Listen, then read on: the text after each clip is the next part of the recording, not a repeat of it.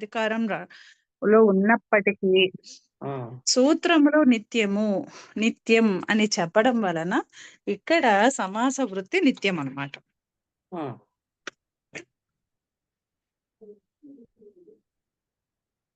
So ఇప్పుడు అంటే మనకి ఇక్కడ కు అనే శబ్దము, గతి అంటే గతి సంజ్ఞ ఉన్నటువంటివి, అలాగే ప్రాదిగణంలో ఉన్నటువంటివి. సో ఈ మూడిటితో సమర్థవంతమైన శబ్దాంతరము సమసిస్తుంది, సమసించి తత్పురుష సంజ్ఞ వస్తుంది అని. సో ఇప్పుడు మనకి ఇక్కడ ఇప్పుడు కు అనే దాంతో దేనిని గ్రహించాలి? మనకి అమరకోశంలో చూస్తే 2 శ్లోకాలలో కు శబ్దాన్ని ఇస్తారు. ఒక శ్లోకంలోనేమో పృథ్వీవాచకంలా ఇస్తారు దాన్ని. 2, 1, 3 అన్నమాట శ్లోకం నంబరు. సో అక్కడ మనకి భూమి అనే అర్థంలో కుహు పృథ్వీ అని చెప్పి ఇస్తారు. అంటే స్త్రీలింగంలో, ఉకారాంత స్త్రీలింగంలో అక్కడ భూమి వాచకం అవుతుంది కు. అలాగే 3:3:255 సూత్రం ఆ శ్లోకంలో అమరకోశంలో అర్థాలను చెప్పేస్తారనమాట. అంటే కు అనే శబ్దానికి ఈ అర్థాలు ఉన్నాయి. పాపకుత్స ఈషదర్థేషు కు ధిక్ నిర్భత్సన నిందయోహో. అంటే అక్కడ పాపార్థంలో, కుత్సార్థంలో, నిందార్థంలో, ఈషదర్థం అంటే కొంచెము, అల్పార్థంలో, ధిక్ అంటే చీత్కారార్థంలో, నిర్భత్సనం అంటే తిట్టే దాంట్లో అన్నమాట. ఈ దిక్కు, నిర్భత్సనం, నింద ఈ 3 ఇంచుమించుగా చీదరించుకోవడం అనే అర్థాలు. సో ఆ అర్థాలలో కు అనే ఒక శబ్దం ఉంది. ఈ అర్థాలలో కు అనే శబ్దాన్ని అవ్యయంగా గ్రహిస్తారు. అంటే ఇప్పుడు మనకి బేసిక్ గా కు అనేది రెండిట్లో కనిపిస్తోంది. స్త్రీలింగంలో ఉంటే అది పృథివీ అని చెప్తోంది. అవ్యయ రూపంలో ఉన్నప్పుడు ఈషదర్థము, అదే కొంచెము అనేటటువంటి అర్థము, అలాగే నిందార్థము, కుత్సార్థము, నిందార్థము, దిక్కర్థము ఇవన్నీ కూడా చెప్తోంది అన్నమాట. సో ఇప్పుడు మనకి ఇలా తెలిసినప్పుడు ఇప్పుడు ఈ సూత్రంలో కు అంటే ఏంటి అంటే ఇక్కడ మనం దానికి అవ్యయాలతోటి కూడా చెప్పారు కాబట్టి ఇది కూడా క్యూ అనే అవ్యయమే తీసుకోవాలని కూడా అనుకోవచ్చా? అంతే అండి. ఇక్కడ మనం గతి అన్నాము అంటే ఏంటి? సంజ్ఞ. గతి సంజ్ఞ ఉన్నటువంటి శబ్దాలు. అది ఏ సూత్రంలో పఠించబడింది? గతిశ్చ. అంటే ప్రాదులకి కూడా క్రియాయోగంలో ఉన్నప్పుడు గతి సంజ్ఞ కూడా ఉంటుంది అని గతిశ్చ అనే సూత్రం. అంటే ఉపసర్గ అన్న పేరుతో పాటు గతి అన్న పేరు కూడా ఉంటుంది, సంజ్ఞ కూడా ఉంటుంది. ఆ సూత్రం చూస్తే ఇదంతా కూడా ప్రాగీశ్వరాత్ నిపాతాహ అనే అధికారంలో నడుస్తుంది. అంటే ఇవన్నీ కూడా నిపాతలు. అలాగే నిపాతులు అయితే ఏంటి? ఇప్పుడు గతి అన్నది నిపాతే, ప్రాదయ అన్నది కూడా మనకి ఆ అధికారంలో నడుస్తోంది నిపాతల కింద, ప్రాదులు కూడా. మరి ఇప్పుడు నిపాత అయితే ఏంటి? స్వరాది నిపాతం అవ్యయం. అందుకని నిపాతలకి స్వరాది గణంలో ఉన్న వాటికి అవ్యయ సంజ్ఞ. కాబట్టి ఇక్కడ మనకి ఏమైంది? గతి సంజ్ఞతో ఉన్నటువంటి శబ్దాలకు అవ్యయ సంజ్ఞ ఉంది. ఈ ప్రాదులకు కూడా ప్రాగీశ్వరా నిపాతాహ అధికారంలో ప్రాదయ అనే సూత్రంతో వీటికి కూడా నిపాత సంజ్ఞ ఉంది. స్వరాది నిపాతం అవ్యయం అనే సూత్రం చేత ఈ గతి సంజ్ఞ ఉన్నటువంటి శబ్దాలకి ప్రాదులకి 2 కూడా అవ్యయాలయ్యాయి. మరి ఇప్పుడు మనకి ఇది ఉంది కదా పరిభాష, ఏం చెప్తుంది అది? సహచరిత అసహచరితయో సహచరితస్య గ్రహణం. ఇక్కడ గమనించండి, ఇప్పటి వరకు మనము ధాతువుల్లో చూసాం వాటిని. అంటే ఏదో ఈ గణం ఉందని, లేకపోతే ఈ గణంలోంచి తీసుకోండి అని అలా. అంటే ఇక్కడ సాహచర్యము అంటే కేవలము అక్కడ ఏదో ధాతువు గణపాఠము అలాననే కాదు. అంటే ఒక కంపెనీ ఉండాలి, ఒక కామన్ థింగ్ ఉండాలన్నమాట. ఎక్కడైతే ఆ కామనాలిటీ ఉంటుందో ఆ కామనాలిటీ ఉన్నటువంటి దాన్ని గ్రహించండి. అది స్పెసిఫిక్ గా చెప్పదు, వీటిని మాత్రమే మీరు సహచర్యంలోకి తీసుకోండి అని చెప్పదు. ఇప్పుడు ఒకటి పూర్ణ గుణ సుఖితార్థ సదవ్యయ తవ్య సమానాధికరణేన అన్నది అక్కడ కూడా అవ్యయం అన్నది సత్తును తర్వాత తవ్య అక్కడ సహచర్యంతో కృదంతము అని తీసుకున్నాం. ఎందుకంటే పూర్వము, ఉత్తరంలో ఆ, కృదంతాలు ఉన్నాయి కాబట్టి. ఆ, అదే కృత్ యోగంలో. ఆ, అంటే ఇక్కడ మనం గమనించాల్సింది ఏంటంటే ఈ సాహచర్య పరిభాషకి ఉమ్, సాహచర్యం కావాలంతే. అంటే ఆ, ఏంటి ఒక కామన్ గ్రౌండ్ కావాలి. అంతకు ఉమ్, మించి ఉమ్, ఇదే కండిషను అని కండిషన్ స్పెసిఫిక్ గా లేదు. ఉమ్, ఇప్పుడు మీరు ఇందాకనన్నట్టు పూరణ గుణ సుహితార్థ సదవ్యయ తవ్య సమానాధికరణేన సూత్రంలో అవ్యయానికి పూర్వంలో సత్సంజ్ఞ కృత్తు ఉమ్, ప్రత్యయాలు, ఉమ్, పరంలో తవ్య ఉమ్. కృత్ తవ్య అది ప్రత్యయం. ప్రత్యయము. అంటే ఇక్కడ ఏంటి సాహచర్యము అంటే ఇక్కడ సాహచర్యం దేంట్లో ఉంది? కృత్ ప్రత్యయాల విషయంలో ఉంది. కృత ప్రత్యయాల విషయంలో అంటే అంటే కృదంతాల ఒక్కొక్క విషయంలో సూత్రానికి సాహచర్యము ఒక్కొక్కలా ఉంటుంది. ఎగ్జాక్ట్లీ. అంటే ఏంటి జస్ట్ రెండిటికి ఆ కామన్ గా ఏముంది? ఆ కామన్ ప్రాపర్టీసే సాహచర్యం అన్నమాట. మనం మామూలుగా ఇంగ్లీష్ లో ఆడ్ మ్యాన్ అవుట్ చూస్ చేస్తూ ఉంటాం కదా. అవునవును. అలా ఇది రివర్స్ అన్నమాట. ఆడ్ మ్యాన్ అంటే అన్ని ఏవైతే కామన్ గా ఉన్నాయో వాటిని తీసుకోండి అని చెప్తుంది ఈ పరిభాష. సో అలా ఇక్కడ ఏంటి గతి అలాగే ప్రాతుల సాహచర్యంతో ఆ రెండు ఎలా అయితే అవ్యయాలు అయ్యాయో ఇక్కడ కూడా కు శబ్దము స్త్రీలింగంలో ఉండొచ్చు, అవ్యయంలో కూడా ఉండొచ్చు. కానీ సాహచర్యం వలన ఇక్కడ కూడా అవ్యయాన్ని మాత్రమే గ్రహించండి. అంటే మనకి అక్కడ ఉన్నటువంటి సూత్ర ప్రవర్తన బట్టి సాహచర్యం ఏంటి అన్నది మనం గ్రహించుకోవాలి. ఆ కామనాలిటీ ఏముంది? కామనాలిటీ ఉంటే దాన్ని తీసుకోవాలి. సో ఇప్పుడు మనకి తెలిసింది కు అన్నది అవ్యయమైనటువంటి కు శబ్దాన్ని తీసుకుంటున్నాము అని. ఎందుకని? గతి సంజ్ఞ ఉన్నటువంటి శబ్దాలు ప్రాదులు ఉన్నాయి కాబట్టి వాటి యొక్క సాహచర్యంలో ఈ సహచరితస్య గ్రహణం అనేటటువంటి సాహచర్య పరిభాషను ఆధారంగా చేసుకుని ఇక్కడ కు అనే శబ్దము అవ్యయ రూపంలో గ్రహించాం. అంటే ఇప్పుడు సూత్రార్థం ఏమైంది? కు అనేటటువంటి కు అలాగే గతి సంజ్ఞ ఉన్నటువంటి శబ్దాలు ప్రాదులు ఇవన్నీ అవ్యయాలు. అటువంటి అవ్యయాలు సమర్థవంతమైనటువంటి శబ్దాంతరంతో సమసించి తత్పురుష సంజ్ఞ అవుతుంది. ఇక్కడ ఒక ప్రశ్న అడుగుతానండి. ఈ శబ్దాంతరము అన్నారు ఏంటండి? శబ్దాంతరేణ అన్నారు. What does it mean? అది నెక్స్ట్ దాంట్లో ఇంకా క్లియర్ గా ఉంటుందండి. అది ఇక్కడ సుబంతము అని స్పెసిఫిక్ గా చెప్పరు. చెప్పలేదు కదా. అదే ఎందుకు చెప్పారు అంటే ఆ ఉపపదం అతింగులో అతింగ్ ఉంది కదా, దానిది ముందరికి అనువృత్తి తెచ్చుకుని మారుస్తారన్నమాట. అందుకని అది అక్కడ మనం చూస్తాం కాబట్టి ఇప్పుడు ప్రస్తుతానికి శబ్దాంతరం అన్నట్టుగానే తీసుకుందాం. ఇది ఎందుకు ఇలా చెప్పారు అన్నది మనకి అక్కడ ఉపపదం అతింగ్ పరసూత్రంలోనే మనకు తెలిసిపోతుంది. అర్థమైంది. అది తెలుసు. ఇక్కడ ఎందుకు అలా అన్నారా అన్నది డౌట్ వచ్చింది. తొందర అంటే ఏంటో జస్ట్ దానికి రిఫరెన్స్ అన్నమాట. ఇక్కడ ఎందుకంటే సుబంతం అనేసామంటే కొన్ని పదాలు సాధ్యం కావు. అందుకని శబ్దాంతరం. ఎందుకంటే ఇంతవరకు మనము సుబంతము, సమర్థమైన సుబంతం అంటూ చెప్పుకుంటూ వచ్చాము. ఇక్కడ వర్తిస్తోంది కదా, వర్డింగ్ మారింది. ఇక్కడ సుప్సుప అన్నది అనువృత్తిలో ఉన్నప్పటికీ మనం కావాలని శబ్దాంతరేణ అనే చెప్తున్నాం. మరి సో ఇప్పుడు ఇక్కడ మనము కాశిక చూస్తే 2:1-18 నిత్యం ఇది వర్తతే కుశబ్దః అవ్యయం పరిగృహ్యతే గత్యాదిభిః సాహచర్యాత్ న ద్రవ్యవచనః. ఇక్కడ ద్రవ్యవచనము అంటే పృథ్వీ వచనం కాదంటే భూమి చెప్పేటటువంటి అర్థం కాదు. కుగది ప్రాదయః సమర్థేన శబ్దాంతరేణ సహ నిత్యం సమస్యంతే తత్పురుషశ్చ సమాసో భవతి. సో ఇక్కడ ప్రస్తుతానికి శబ్దాంతరేణ అంటే వేరే శబ్దముతో, సమర్థవంతమైన శబ్దముతో అనేటటువంటి అర్థాన్ని తీసుకోండి. అది రేపు మనకి రేపెల్లుండిలో క్లియర్ అయిపోతుంది.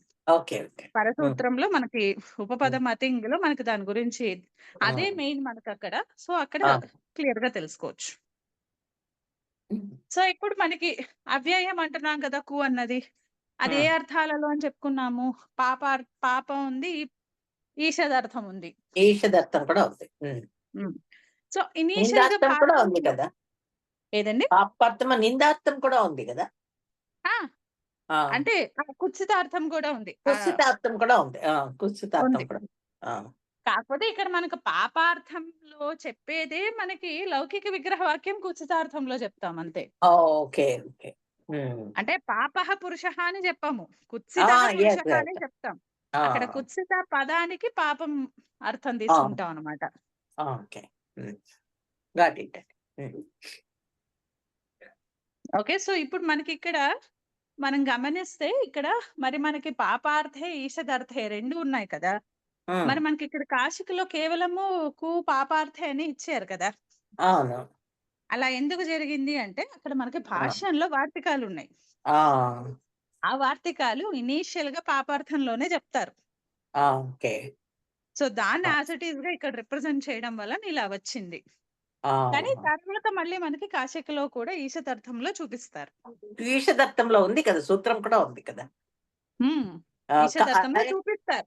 అంటే హ్మ్. ఇక్కడ అక్కడ ఇది కుహు పాపార్థే అని అక్కడ వార్తికం హ్మ్. ఉంది భాష్యంలో. హ్మ్. హ్మ్. దానిని తర్వాత భాష్యంలో ఎక్స్‌టెండ్ చేశారు. సో, ఆ! అందుకని వీళ్ళు కూడా అదే ఫాలో అవుతున్నారు. ముందర ఆ! పాపార్థం అని చెప్పి తర్వాత ఎక్స్‌టెండ్ చేస్తారంతే. ఓకే. ఆ! హ్మ్. సో, ఇప్పుడిది పాపార్థంలో అంటే ఆ! కుత్సితార్థంలో, నిందార్థంలో ఏదైనా చెప్పుకోవచ్చు. ఆ! పాపార్థము అంటే అర్థము అక్కడ జుగుప్సార్థంలో, నిందార్థంలో, కుత్సితార్థంలో వాటన్నింటికి హ్మ్. కలిపి ఒక కామన్ ఫ్రేజ్ అన్నమాట పాపార్థము హ్మ్. అంటే. హ్మ్. సో, అంటే ఇప్పుడిక్కడ ఈషదత్తానికి ఇంకా వేరే సూత్రమే ఉందంటారా? వార్తికం ఉందంటారా? లేదు లేదు ఈషదర్థానికి కూడా ఈ ఆ! వార్తికం అన్నది ఇంచుమించుగా ప్రత్యాఖ్యానం చేశారు. అంటే ఆహా! పాపార్థే అని చెప్పకూడదు. ఆవిడ ఆ! ఆల్రెడీ కు ఉంది కాబట్టి కు అంతే. కు అనే ఆ! అవ్యయము మనకి ఆ! మేజర్‌గా మనకి శిష్ట ప్రయోగాలు కనిపించేది హ్మ్. ఈషదర్థంలోని, పాపార్థంలోనే. హ్మ్. ఎందుకంటే హ్మ్. దిక్కులు, అందిక్కు లేవట. ఆ! మనకి దిక్కు అనేసరికి అదే ఆల్రెడీ ఒక అవ్యయం కదా! అవునవునవును. అంటే ఆ హ్మ్. అర్థంలో దిక్కర్థము అంటే ఏంటి? చీత్కారం. హ్మ్. ఆ చీత్కారంలో ఎలాగో మనకి ధిక్కే కామన్‌గా వాడతాం. తుర్యోధనం హ్మ్. ధిక్ హ్మ్. అని చెప్పి హ్మ్. ద్వితీయ విభక్తి పెడతాం మనం. అవునవునవును.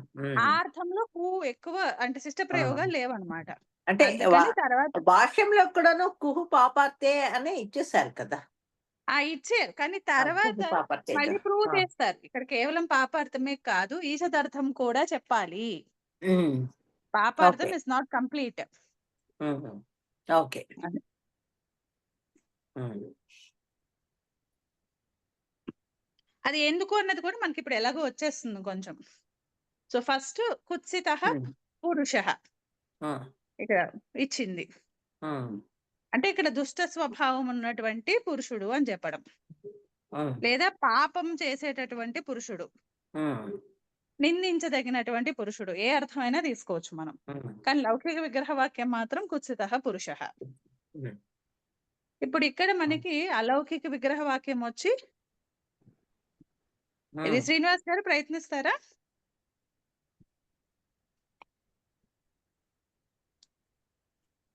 सः पुरुषः అని హ్మ్. కుత్సితः పురుషः హ్మ్. ఈ కుత్సితः అనే అర్థంలో కు అనేటువంటి అవ్యయాన్ని కు తర్వాత సు పెట్టుకోవాలా అక్కర్లేదని ప్రథమ అవ్యయం కదా! ఇంకా అక్కర్లేదు. అవసరం కు పురుష సు హ్మ్.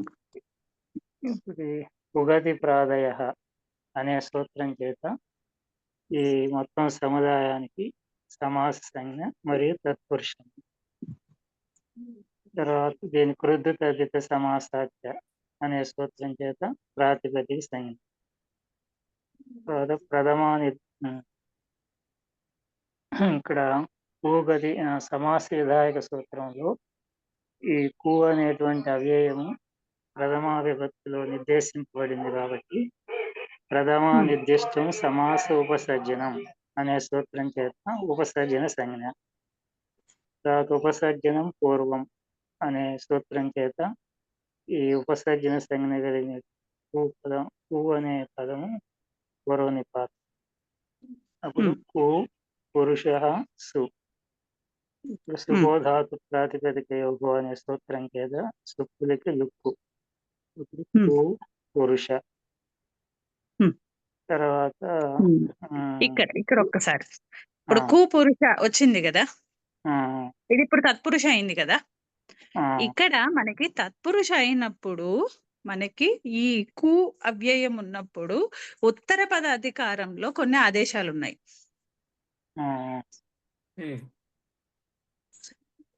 ఓకే, ఫస్ట్ ఇక్కడ మనకి పనికొచ్చేదేమో పురుషో విభాష ఉంటుంది.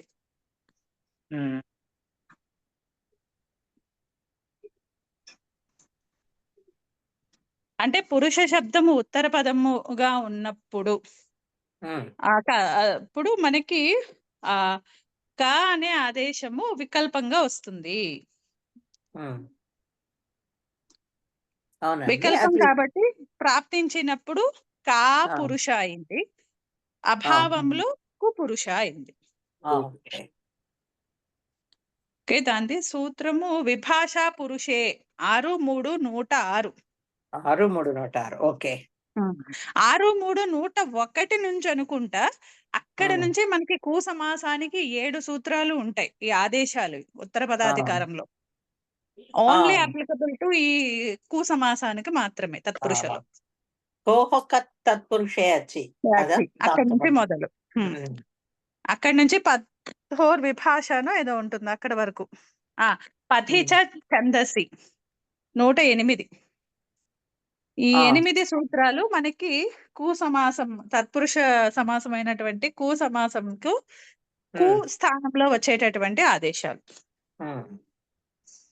మనకి ఇంపార్టెంట్వి మనం చూద్దాము. ఫస్ట్ పురుష చూసుకుంటున్నాము. సో ఇక్కడ కుత్సిత పురుష అనే దాంట్లో ఇప్పుడు మనకి కు పురుష వరకు వచ్చాము. ఇది తత్పురుష అయింది. పురుష శబ్దం ఉత్తర పదంలో ఉంది. సో పురుష శబ్దం ఉత్తర పదంలో ఉన్నప్పుడు కు స్థానంలో కా అనే ఆదేశము వికల్పంగా విభాష ఇచ్చారు కాబట్టి కా పురుష ఆదేశం ప్రాప్తించినప్పుడు ఆదేశ అభావములు కు పురుష. ఓకే, ఇక్కడే మనకి ఇంకా ఇంకొన్ని ఉన్నాయి ఇంపార్టెంట్వి, అవి కూడా ఒకసారి చూసేసుకుందాము. కాశికలో వాళ్ళు అన్ని క్లియర్ గా ఇవ్వలేదు. ఓకే, ఒక్కసారి 6-3-101 తీయండి.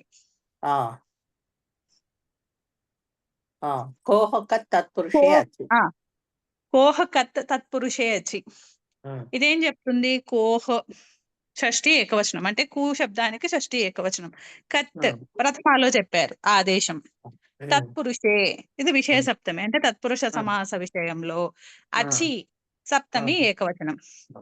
అధికారము ఉత్తర పదే. అంటే ఇప్పుడు ఈ అచి అన్నది ఉత్తర పదేకి సప్తమిలో చెప్పినటువంటి విశేషణం.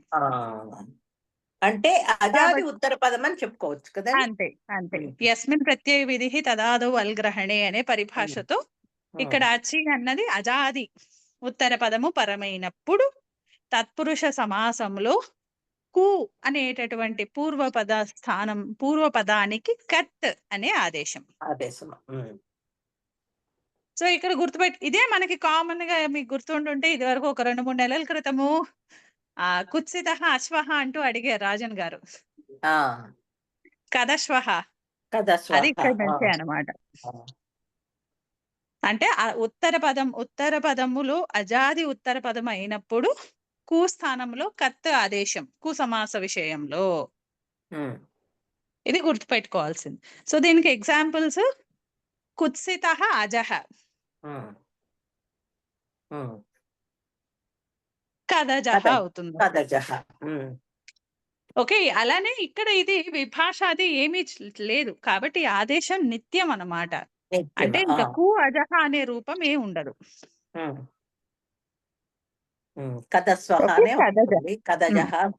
అంటే ఒకటే రూపం అన్నమాట, కదశ్వహ.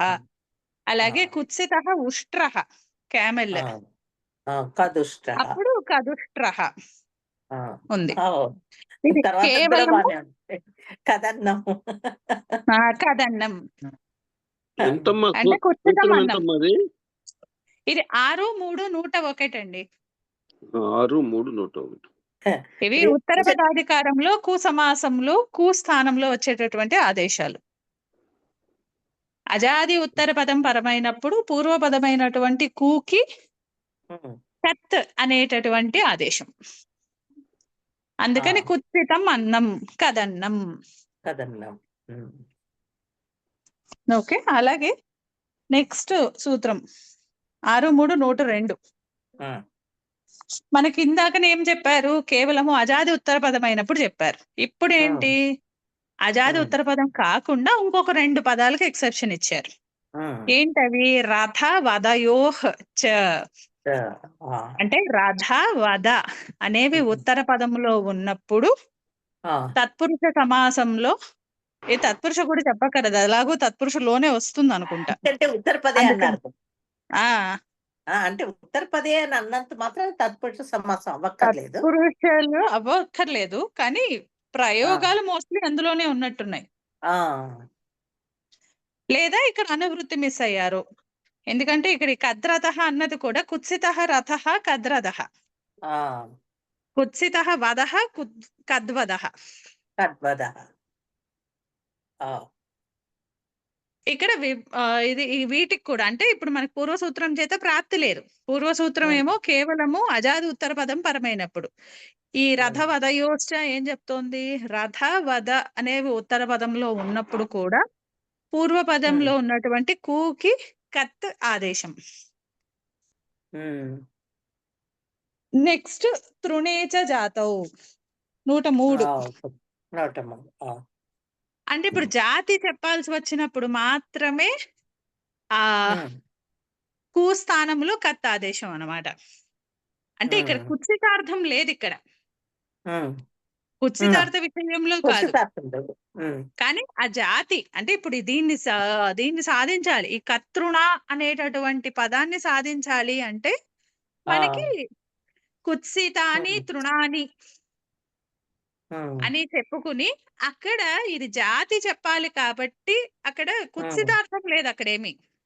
ఉమ్, కేవలము జాతి అంటే అక్కడ సమాసం కోసం జాతం. చెప్తున్నాం అంతే. అంతే. ఓకే.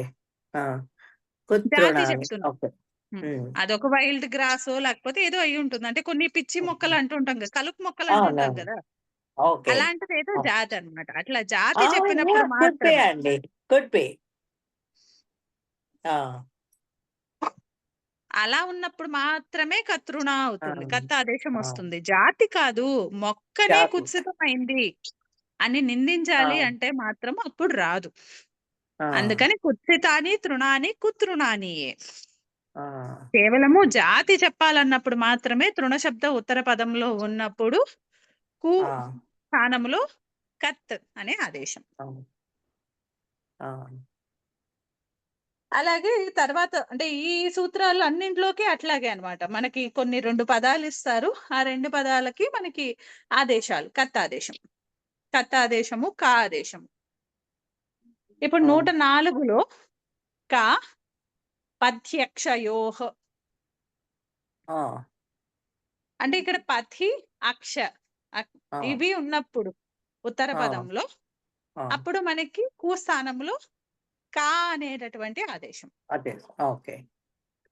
ఆ, అంటే ఇప్పుడు మనకి కుత్సిత పంథాహ, ఇది చెడ్డ మార్గము అని చెప్పాలి అంటే ఆ, ఆ, అప్పుడు కా పథం అని చెప్పాలి. ఇక్కడ కాశికలో వాళ్ళు ఒక సమాసాంత ప్రత్యయాన్ని గ్రహించలేదు, ఎందుకు తీసుకోలేదో తెలియదు, కానీ యాక్చువల్లీ అది కౌముదిలో చెప్పినట్టుగా కా పదం అవ్వాలి. ఉమ్, అక్కడ లింగము నపుంసక లింగంలో రావాలి. అపధం ఉమ్, నపుంసకం అనే సూత్రంలో ఉమ్, దీని రిఫరెన్స్ ఉంది, అక్కడ చెప్పారు ఒక వార్తికం. ఉమ్. సిద్ధాంత అదేంటంటే కౌముదిలో చెప్పారు. ఉమ్, సిద్ధాంత కౌముది కాదు, భాష్యంలో చెప్పినటువంటి వార్తికమే అపధం ఆ, నపుంసకం 2:4:30. ఆ, అందులో మీరు భాష్యంలో చూస్తే ఆ, ఆ 1582 అని నెంబర్ కనిపిస్తుంది. 1582 శేషవార్తికం అని. 2, 4, పాతః 30. ఆ అపథం 2, 4, నపుంసకం. ఆ ఆ, అపథం నపుంసకం సూత్రము మీరు మామూలుగా ఆ, బ్రౌజ్ చేసినప్పుడు కూడా 2, ఆ, 4, 40 కాకుండా అపథం అని బ్రౌజ్ చేశారనుకోండి కింద వార్తికాలు వస్తాయి కదా, ఆ, ఆ ఆ, వార్తికాలలో ఉంటుంది పథః ఉమ్, సంఖ్యా వ్యయాదేహే అని. ఉమ్, ఉమ్. అంటే ఆ ఆ, వార్తికం పతః అంటే సంఖ్య. ఎట్లుంది? ఉమ్, సంఖ్య ఆ, అవ్యయము. ఇది ఆ, ఆదిలో ఉన్నప్పుడు, అంటే ఇది పూర్వపదములో అవును. ఉన్నప్పుడు ఆ, పథ అనేటటువంటి శబ్దానికి కూడా నపుంసకం ఇది వక్తవ్యం, నపుంసకలింగం అని చెప్పాలి. Okay okay. ఆ, ఆ, అందుకనే మనకి ద్విపథం, త్రిపథం, ఆ, ఆ, చతుష్పథం, ఉత్పథం, విపథం ఆ, అనేవి ఇచ్చారు చూడండి. ఆ, ఆ, మరి ఇప్పుడు ఈ ఆ, వార్తికాన్ని అనుసరిస్తే అక్కడ ఏం రావాలి? కు అనేది అవ్యయం కదా. అవును. ఆ, కాబట్టి అక్కడ కూడా మనకి కా అయినా సరే అది కూడా అవ్యయమే కదా, అంటే కు స్థానంలో వచ్చిన అవ్యయమే కదా, ఆదేశమే కదా.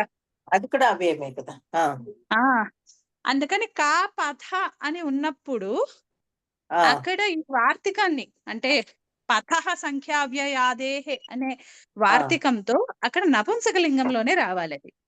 ఆ. సో కా అందుకని పథం కా అనే పథం రావాలి. అని రావాలి. కౌముదిలో ఉమ్, కరెక్ట్ గా ఉంది కా పథం. ఉమ్, ఉమ్. కాశిక వాళ్ళు ఈ వార్తికాన్ని వాళ్ళు అంటే మిస్ అయ్యారో మరి ఏం జరిగిందో తెలియదు. రూపం కాశికాలు అయితే రాసినప్పుడు ఈ భాష్యం లేదు కాబట్టి లేదేమో అండి. అంతే, ఏమో మరి అయి ఉండొచ్చు. కరెక్టే. ఆ. కానీ కాశికారులు భాష్యం నుంచే కదా రిఫరెన్స్ లో రాసింది. అవునా, భాష్యం నుంచి ఆ, రిఫరెన్స్ రాస్తారా? నాకు తెలీదండి. ఆహా, జస్ట్ ఐ ఆ, నాట్ అవేర్. అంటే టైం ఫ్రేమ్ అయితే అంటే మీరు కాశిక అంటే మనకు వరరుచి కాచి రాసింది కాదు కదా. ఓకే. కాశికారులు అంటే 10th సెంచరీయో 11th సెంచరీయో కదా వాళ్ళు. ఆ కాశికలో టైం ఫ్రేమ్ కాశీ నేను నగరంలో ఇదాక రాశారు. కాశీ నగరంలో రాశారు, దానికి రిఫరెన్స్ కూడా రాశారు. భాష్యమే. భాష్యమే నా రిఫరెన్స్. ఓకే. నేను భాష్యమే, భాష్యం భాష్యానికి రిఫరెన్స్ నుంచి వాళ్ళు ఇండిపెండెంట్ గా రాశారు. వాళ్ళు రాశారేమో అనుకున్నాను. భాష్యం అంతా ఆహా, అన్ని చోట్ల. ఇవన్నీ కూడా రిఫరెన్స్ భాష్యంవే. ఆహా. ఓ, అంటే వాళ్ళకి కాశికాకారులకు కూడా ఏమైనా మత భేదాలు ఉంటాయేమో అండి. వాళ్ళ అంటే ఇప్పుడు వాళ్ళకి సూత్రము భాష్యము అన్ని చూసిన తర్వాత వాళ్ళు ఎలా ఇంటర్ప్రిట్ ఏమో, చేశారు అది మరి అది అంటే పెద్ద. ఇదొక చోటే కాదు మనకి ఆ, నపుంసకలింగాలలో ఇంకొకటి, నాకు సమాసాలలో ఇంకొక చోటు కూడా డిఫరెన్స్ కనిపించింది. ఆహా, నవరాత్ర అంటారు వాళ్ళు. అక్కడ ఆ, రాత్రం సంఖ్యాపూర్వం రాత్రం క్లీబం అని ఒక వార్తికం ఉంది. ఉమ్, ఆ వార్తికాన్ని కూడా వాళ్ళు పరిగణించలేదు. మనకి ఆ, మామూలుగా అయితే ఆ, మనకి నవరాత్రం అవుతుంది ఆ, నపుంసకంలో. ఆ ఉమ్, వార్తికాన్ని వాళ్ళు అక్కడ గ్రహించలేదు. ఉమ్, అందుకని కాశికలో అక్కడ నవరాత్ర, దశరాత్ర అలా పుంలింగంలో ఉంటుంది అక్కడ. ఉమ్, ఉమ్. సో కొంచెం డిఫరెన్సెస్ అయితే ఉన్నాయి. డిఫరెన్సెస్ ఉన్నాయి అయితే. కానీ మనకి ఇక్కడ స్పష్టంగా అంటే పోనీ యథోత్తరం మునీనాం ప్రమాణం అని చెప్పి మనం కౌముదిని తీసుకున్నాం అనుకోండి, లేదా ఇప్పుడు ఉమ్, భాష్యాన్ని తీసుకుంటే మరి ఇక్కడ ఆల్రెడీ ఉంది కాబట్టి ఉమ్, కపథం అన్నది చూడొచ్చు. ఉమ్, ఉమ్, అంటే ఇన్ ఎసెన్స్ ఏం లేదు. 6, 3, ఉమ్, 101 నుంచి మనకి ఉమ్, ఉత్తర ఉమ్, పదానికి కొన్ని విశేషణాలు చెప్పి అటువంటి ఉత్తర ఉమ్, పదం పరమైనప్పుడు తత్పురుష ఉమ్, సమాసంలో కూకి కు స్థానములో ఆదేశాలు చెప్పారు. కర్త ఆ, ఆదేశం చెప్పారు. ఆ, అలాగే ఈ సూత్రం నుంచి కా అనేటటువంటి ఆదేశం కూడా చెప్పారు. ఆ. అంటే తత్పురుష అన్నది ఒక్క సూత్రంలోనే చెప్పారు, మిగిలిన అనువృత్తి కింద అక్కడ రాలేదు. బట్ వీ హ్యావ్ టు ఉత్తర పదే అన్నది అంటే ఆ చూసి ఇదేదో అర్థంలో సమాసం. తప్పించి ఇంక వేరే సమాసాలు ఇప్పుడు బహువ్రీహిలో వచ్చే అవకాశం ఉంటే అక్కడ ఆ, కూడా ఇలానే కావాలి అప్పుడు. ఆ, ఉమ్, అంటే ఈ ఉమ్. ఆదేశాలే ఫాలో అవ్వాలి. అక్కడ ఈ అనువృత్తిలో ఆదేశాలు అయితే తత్పురుషం లేదు, ఆ. ఈ ఆదేశాలే ఫాలో అవ్వాలి. అంటే సమాసము అని అనుకుంటే సరిపోతుంది కదా అప్పుడు. అంతే అంతే, అవును. ఎక్స్ప్లిసిట్లీ అక్కడ ఏమి అనువృత్తి చెప్పట్లేదు కాబట్టి అలాగే ఒక్కదానికి అనుకోవచ్చు. మాత్రం చెప్పారు, 101వ సూత్రంలో మాత్రం చెప్పారు.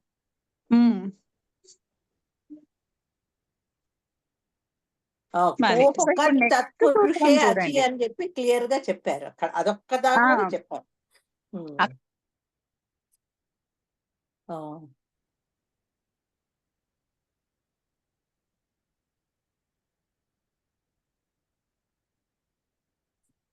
తీస్తే బాలమనోరమలో వాళ్ళు కర్త కృషి అని అది కూడా తీసుకున్నారు. ఇది శేష అని ఇచ్చేసారు వాళ్ళు. జస్ట్ నాకు కొంచెం మిస్ అయ్యానండి. ఏం చెప్పారు బాలమనోరమలో? ఏ సూత్రంలో చెప్పారు? 102. 102. ఓకే. 102 బాలమనోరమలో అక్కడ ఇతి శేషః అని అంటే ఇది కూడా యాడ్ చేసుకోండి అని చెప్పినట్టు. ఆ, అక్కడ ఒకదానికి మనకి తత్పురుష అన్నది కనిపిస్తోంది. Okay okay. మిగిలిన దానికి ఏం స్పెషల్ గా వాళ్ళు ఏం చెప్పట్లేదు. చెప్పలేదు. సో ఇప్పటి వరకు మనం పాపార్థంలో చూసాం కదా. ఆ, ఆ, ఇప్పుడు 6, 3, 105 తీయండి. ఆ, ఆ. ఈషదర్తే. ఏం ఈషదర్తే. చెప్తుంది ఇది? ఈషదర్దే కోహ కా కా కా ఆ, ఉత్తర పదే, అంతే కదా. అంతే.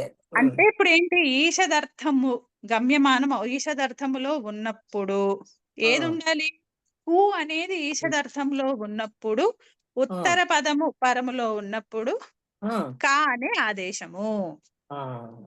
అంటే ఇక్కడ సమాసం అవ్వాలిగా. అప్పుడు ఈషదర్థంలో సమాసం అయితే గాని మనకు అసలు ఈ ఉత్తర పద అధికారంలోకి రాదు కదా. రాదు కదా. రాదు కదా. అంటే ఇక్కడ మనకి ఆ. కేవలము కు పాపార్థే అని ఒక వార్తికం చెప్పినప్పటికీ ఈ ఆ. ఈషదర్థే అనే సూత్రం ప్రవర్తించాలంటే ఇక్కడ మనకి ఖచ్చితంగా సమాసం అవ్వాలి.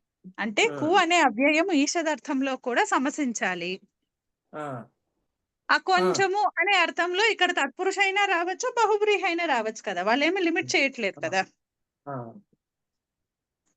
సో ఈ సూత్రమే మనకి జ్ఞాపకం అన్నమాట. ఈషదర్థే అనేటటువంటి సూత్రంలో ఇక్కడ మనకి కు స్థానంలో కా అనే ఆదేశము రావాలి అంటే ఈషదర్థంలో కు అనే అవ్యయము సమర్థవంతమైన ఆ శబ్దాంతరంతో సమసిస్తే తప్పించి ఇక్కడ మనకి రాదు. అందుకని కు అన్నది కేవలం పాపార్థంలో మాత్రమే కాదు, ఈషదర్థంలో కూడా సమర్థవంతమైన శబ్దాంతరంతో సమసిస్తుంది.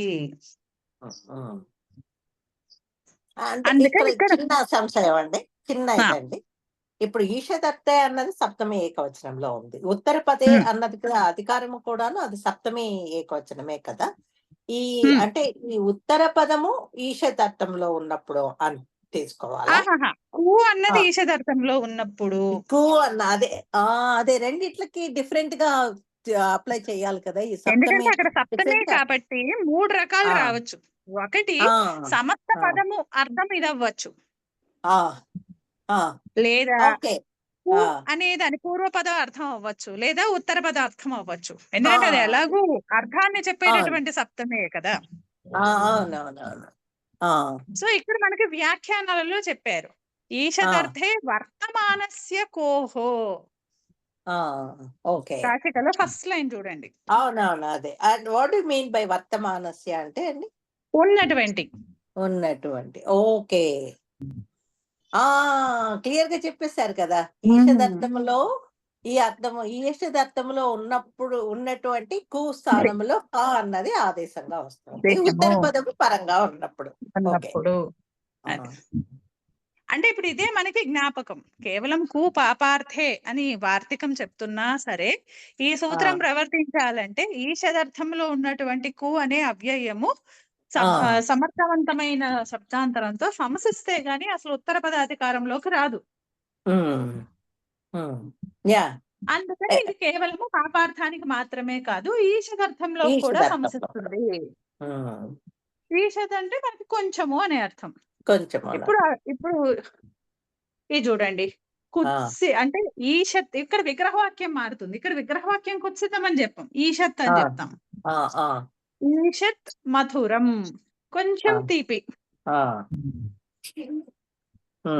అప్పుడు ఈషదర్థంలో అలౌకిక విగ్రహవాక్యంలోకే మారిపోతుంది. అక్కడ ఈషదర్థంలో ఏమవుతుంది? ఈషదర్థంలో కు అనే అవ్యయం. చెప్పండి. మధురం మధురం. ఈషత్ మధురము, మధురం లౌకిక విగ్రహవాక్యము. ఈషత్ అనే అర్థంలో కు అనే అవ్యయం కు. తర్వాత మధురం మధుర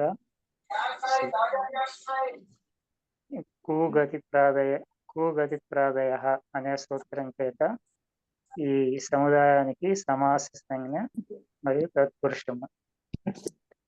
తర్వాత ఉష్ణ సు అనే ఇది కూగతి ప్రాదయ అనే సమాస విధాయక సూత్రంలో ఈ కు అనేటువంటి అవ్యయానికి ప్రథమ విభక్తిలో ఉంది కాబట్టి ప్రథమ నిర్దిష్టం సమాస ఉపసర్జనం అనే సూత్రం చేత ఊకి ఉపసర్జన సంజ్ఞ ఉపసర్జనం పూర్వం అనే సూత్రం చేత పూర్వ నిపాతం అప్పుడు కు ఉష్ణ సు మధురం కాస్త ఉష్ణం చేసేసారు. సారీ మధుర సు తర్వాత సుపోధాతు ప్రాతిపదికయో అనే సూత్రం చేత ఈ సుప్పులికి లుక్కు అప్పుడు కు మధుర. ఇప్పుడు ఈషద్ అర్థే అంటే ఇది కూడా చెప్తాను కదా, ఈషద్ అర్థే అనే సూత్రం చేత ఈ కు స్థానంలో కా ఆదేశం అప్పుడు కా మధుర. ఈ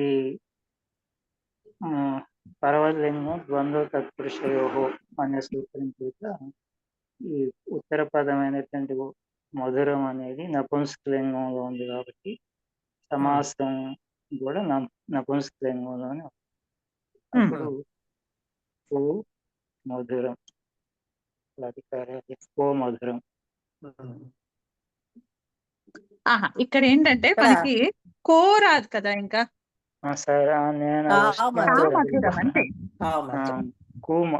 కా మధురం అంటే ఇక్కడ ఇవన్నీ వస్తాయండి. ఇది ఏంటి ఈ మధుర అన్నది ఇది ఓకే సుప్రత్యయం పెట్టినప్పుడు అమ్మాదేశమే వస్తుంది. అదంతా ఓకే అంతే అతో. సో ఇప్పుడు అంటే కొంచెము అనే అర్థములో కు సమసించినప్పుడు ఇక్కడ మనకి కుగతి ప్రాదయతోనే సమాసము, కాకపోతే ఈషదర్థే అనే సూత్రం చేత నిత్యంగా ఉత్తర పద అధికారంలో కు స్థానములో కా అనే ఆదేశం నిత్యం. అంటే ఇంకా మనకి ఈ నిత్యం అన్నది ఎందుకు స్ట్రెస్ చేస్తున్నాం అన్నది ఇప్పుడు చూస్తాం చూడండి. ఇప్పుడు ఈషత్ ఉష్ణం ఉందండి, ఈషత్ ఉష్ణం కొంచెం వేడి. ఇప్పుడు మరి ఉష్ణం అనేది ఏమైంది, ఇప్పుడు ఈషదర్థంలో సమసిస్తుంది కాబట్టి కు ఉష్ణం. ఇప్పుడు ఇక్కడ మనకి ఉష్ణం అన్నది ఏమైంది, అజాది ఉత్తర పదం కదా. మరి అప్పుడు మనం ఏం చెప్పుకున్నాము, కోహ కత్ తత్పురుషే అచి. ఆ సూత్రం ఏం చెప్తుంది, తత్పురుష సమాసంలో అజాది ఉత్తర పదము పరంలో ఉన్నప్పుడు కు అవ్యయానికి కు ఆదేశం. ఇక్కడ పరసూత్రం అని చెప్పి తీసుకోవచ్చు. ఇది ఈషదర్థే అన్నది పరసూత్రం. అంటే ఈషదర్థే అన్నది ఇది అపవాదం అన్నమాట. మామూలుగా అయితే ఓకే, అదే నార్మల్ గా అక్కడ కూకి సెపరేట్ గా విశేషంగా ఏం చెప్పట్లేదు, కేవలం అవ్యయం అంతే, అదే అర్థం అని స్పెసిఫిక్ గా చెప్పట్లా. ఇది అపవాదం, ఈషదర్థం అన్నది అపవాదం కాబట్టి. అందుకని ఈ అర్థంలో ఇంకా మనకు ఉత్తర పదాధికారంలో ఉంది కాబట్టి మళ్ళీ మనము కత్ చేసుకోవాలి అంటే కుదరదు. పరత్వాత్ అపవాదత్వాత్ రెండిటి ద్వారా కూడా అసలు పరత్వం కూడా వస్తుందో నేటికి అపవాదే. ఇది అపవాదత్వంలో మనం ఎప్పుడు కూడా ఇదే వస్తుంది, కా వస్తుంది. అంటే ఈషదత్తే అని ఒక నియమం చేసేసారు కదా, అలా కూడా అంతే అంతే స్పెసిఫిక్ గా చెప్పేశారు. అక్కడ ఈషదార్థంలో ఉన్నప్పుడు కా అనే ఆదేశం. ఇప్పుడు మళ్ళీ మనకి డౌట్ వస్తుంది, మరి అలాంటప్పుడు కాశికలో చూస్తే మనకి కవోష్ణము ఇంకా చాలా ఇచ్చినట్టున్నారు కదా, కవోష్ణం, కోష్ణం, కదుష్ణం. మరి మనకి ఇప్పుడు ఏమొచ్చింది, కా అనేది నిత్యంగా వస్తే కోష్ణం ఒకటే వచ్చింది కదా. మరి ఇవన్నీ ఎలా వచ్చాయి, కవోష్ణము కదుష్ణము ఎలా వచ్చాయి అంటే 107 సూత్రం 6-3-107 అదేం చెప్తుంది, కవం చోష్ణే. కవం అనేది ఆదేశం అన్నమాట. చ ఉష్ణే అంటే ఉష్ణ అనేటటువంటి ఉత్తర పదము పరమైనప్పుడు కు స్థానములో కవం కూడా. ఇప్పుడు ఇక్కడ ఈ విభాష విభాష అన్నది ఎక్కడి నుంచి తీసుకొచ్చారండి? అనువృత్తి ఎక్కడి నుంచో పూర్వ ఇది. సూత్రము దీని 106 లో విభాష ఉందండి. విభాష పురుషే అది మొదట ఆ చూసింది అదేమో. అక్కడి నుంచి. విభాష. ఓకే ఓకే అక్కడి ఫస్ట్ నుంచి వచ్చింది. చూసుకున్నాం. ఉమ్. ఆ విభాష పురుషే ఇందా ఫస్ట్ చెప్పేశారు కాబట్టి. ఓకే. ఫస్టే వచ్చింది. సో ఇప్పుడు ఈ సూత్రంలో మనకు అయితే ఒకటి అర్థమవుతోంది. ఇక్కడేమి ఈషదర్థం చెప్పట్లా వాళ్ళు. కేవలము ఉష్ణ అనేటటువంటి ఉత్తర పదం పరమైనప్పుడు కు అనే దానికి కవం అలాగే చ ఆ సముచ్చయార్థంలో ఈ చకారంతో కవం కూడా అంటే ఇంకోటి ఏదో ఉండాలి కదా. కూడాతో ఏం తీసుకొస్తున్నారు? కా విభాష రెండు తెచ్చుకుంటున్నారు. అప్పుడు అంటే ఇప్పుడు కు స్థానంలో ఏమేమి వస్తున్నాయి? రెండు ఆదేశాలు వస్తున్నాయి. ఏంటవి? కవము అలాగే కా. ఈ రెండు నిత్యమా? అంటే ఆ సమాసం అయితే నిత్యము గాని ఈ ఆదేశాలు మాత్రం ఆదేశాలు వికల్పం అన్నమాట. వికల్పము అంటే ఇక్కడ అర్థము ఒకసారి కవము ఒకసారి కా అని కాదు. కవము కా ఈ రెండు అభావం లేకపోతే అవి రెండు అప్లికేషన్ ఇదన్నమాట. అంటే ఆదేశాలు కవము లేకపోతే కా అని కాదు. కవము కా లేకపోతే ఇంకొకటి అట్లా. అంటే 2 రూపాయలు చెప్పుకోవాలా? ఇక్కడ మనకి ఈ సూత్రం కవం చ ఉష్ణే కవం చోష్ణే అనే సూత్రం ప్రవర్తిస్తే అక్కడ మనకి 2 రూపాలు ప్లస్ వికల్పంలో ఇంకొక రూపం కనిపించాలి. ఒక దాంతోనే మనకి 2 కవము 2 రూపాలు. కథుష్ణం కూడా ఇచ్చారండి. అదెలా జస్టిఫై చేస్తాం? ఇదే అది విభాషలోదండి. అందుకే చెప్తుంటా. ఇప్పుడు మనం మామూలుగా విభాష అంటే ఏమనుకుంటాము? కవము క చ విభాష అన్నాం అనుకోండి. ఇప్పుడు ఏమని తీసుకుంటాము? ఒకసారి కవం అభావంలో క అనేటటువంటి ఒక మిస్కాన్సెప్షన్ లోకి వెళ్ళిపోతాం మనం. కానీ ఇక్కడ అది కాదు. ఈ సూత్రం చేతనే కవము క రెండు విధిస్తున్నారు. రెండు విధిస్తున్నారు కానీ విభాష కూడా అనువృత్తిలో ఉంది. అంటే వస్తే ఈ రెండు వచ్చేస్తాయి. ఈ రెండు రాని పక్షంలో ఈ పక్షంలో ఏం జరుగుతుంది? ఉత్సర్గ ఏంటి? ఎందుకని? ఉష్ణం అన్నది అజాది ఉత్తర పదం కాబట్టి.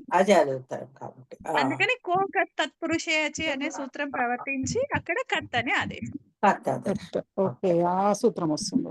మెయిన్ సూత్రం వస్తుంది. ఉత్సర్గ సూత్రం వస్తుంది. 6, 3, 101. కోక తత్పురుషేయచి.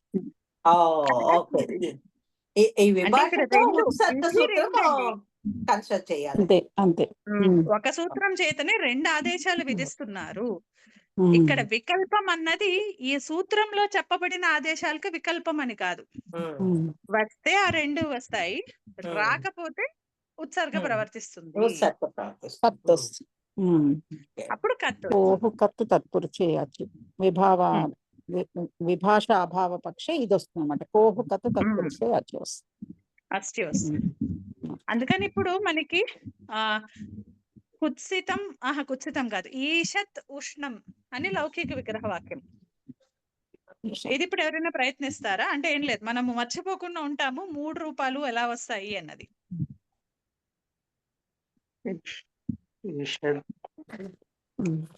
ఈషద్ ఉష్ణం లౌకిక విగ్రహ వాక్యం. ఈషద్ అర్థంలో కు అనేటువంటి అవ్యయము. కు ఉష్ణం అంటే ఉష్ణసు. కు గతి ప్రాదయ అనే సూత్రం చేత ఈ మొత్తం సముదాయానికి సమాస సంజ్ఞ మరియు ఒక్కసారి అండి శ్రీనివాసరావు గారు, కుగతి ప్రాదయ అని ఒక్క పదమే చెప్పండి. కు సపరేట్ చేసి చెప్పద్దండి.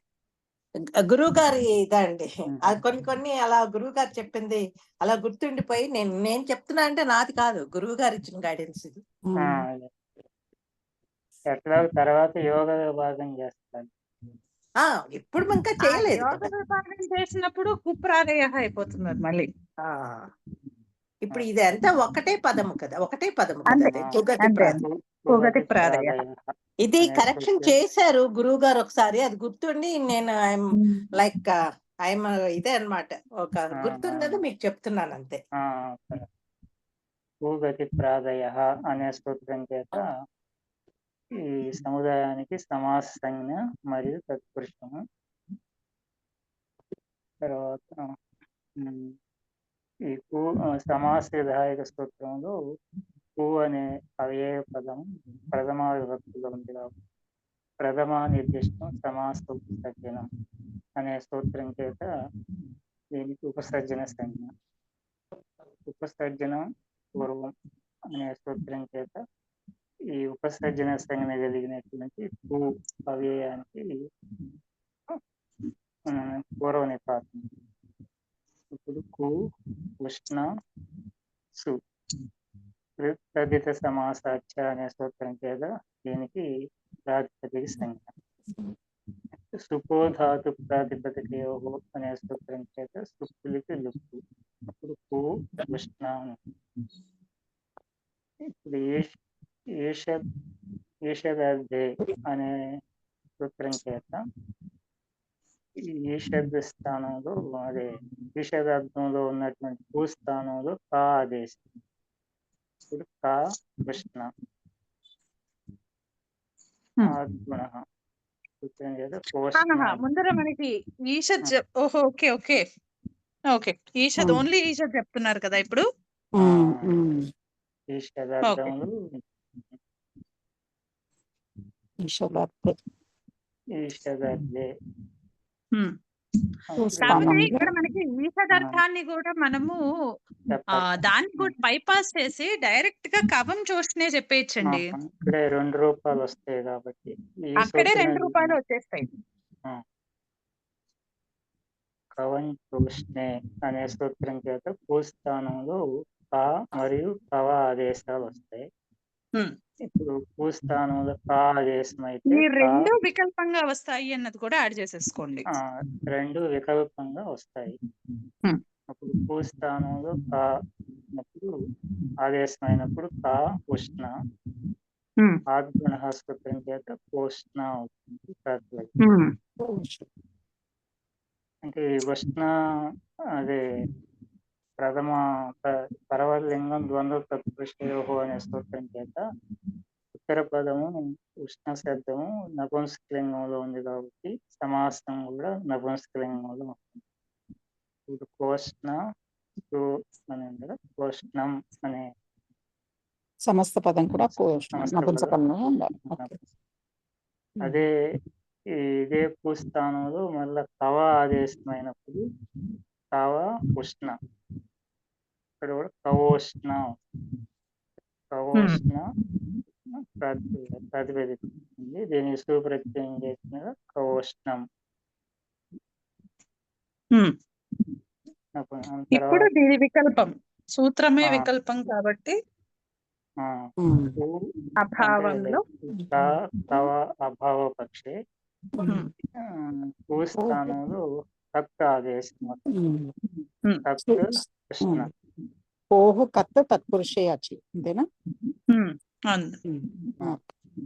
ఆ సూత్రం చెప్పి కత్ ఆదేశం. జలాం యశోంతే పదం జలాం యశోంతే సూత్ర ప్రకారం సూత్రం అక్కడ ముందర మనం ఏం చేసుకోవాలంటే అది అవ్యయం కదా, అవ్యయం కూడా పదమే కదా. అందుకని అక్కడ దానికి అవ్యయము కాబట్టి కన్నా కూడా అక్కడ మనము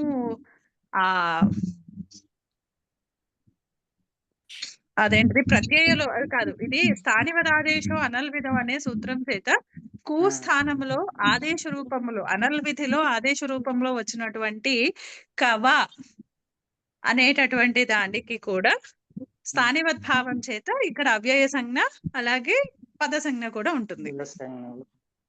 అందుకని మనకి జలాం జశో అంతే ప్రవర్తిస్తుంది, లేకపోతే ప్రవర్తించదు కదా.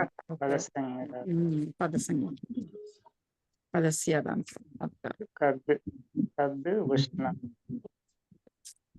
వర్ణమేళం చేసి కదుష్ణ సూపరిచయం చేసి కదుష్ణం అంతే. కదుష్ణం కవోష్ణం కోష్ణం.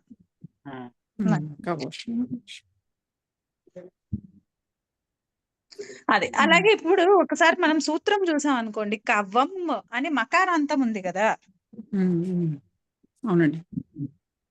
కానీ ఆ మకారం వచ్చి ఏమైందంటే అది హలంత్యంతో అది లోపించి కేవలం కవ అనేటటువంటి ఆదేశం మాత్రమే. ఓహో!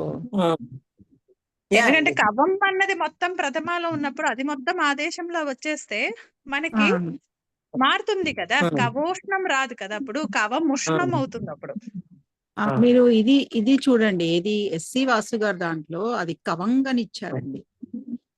నకారం ఆహా కవం కవర్గ పంచమాక్షరం అని ఇచ్చారు. మరి కవం ఇది ఇచ్చారా ఇంకొకరు ఇచ్చారు? ఓకే.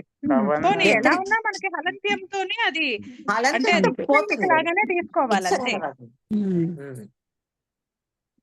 ఓకే, అంటే కవం ఏదో తీసుకున్నారు. స్వర ఓకే. భేదాలేవో అండి, అది స్వర అంతే. భేదాలేవో అంటే ఇది కరెక్టేనా లేదు అంటే ఇది ఏమన్నా I mean, దీనికి ఇంకా ఇక్కడైతే ఎక్స్ప్లెనేషన్ లేదండి ఎక్కడ కూడా. ఓకే. ఇక్కడ మరి కవం అనేది మీరు ఇక్కడ హలంత్యంతో తీసేయాలి, లోపం ఎందుకంటే చెప్పుకోవాలి. మనకు ఆదేశంలో కవ అనే ఆదేశమే వస్తుంది కదా, ఓకే. కవ లేకపోతే కవోష్ణం రాదు కదా మనకి రూపము. ఎందుకంటే ఇప్పుడు ఇక్కడ కవం అని ఇచ్చారనుకోండి, కవంగ్ ఎలా అవుతుంది అది? అండి కవం. కవం అని ఇక్కడ మనకు చెప్తున్నారు. కాశికాలో అక్కడ కవంగ్ అని ఇచ్చారంతే. ఏదైనా కూడా మీకు నకారం గాని మకారం గాని ఇచ్చంగే పొందుతుంది. పొంది తస్యలోపహతోటి లోపం అవుతుంది. ఆదేశంలో హల్లు అంత్యంలో కవానే ఉన్నప్పుడు దానికి ఉంటుందండి. లోపం వస్తుంది.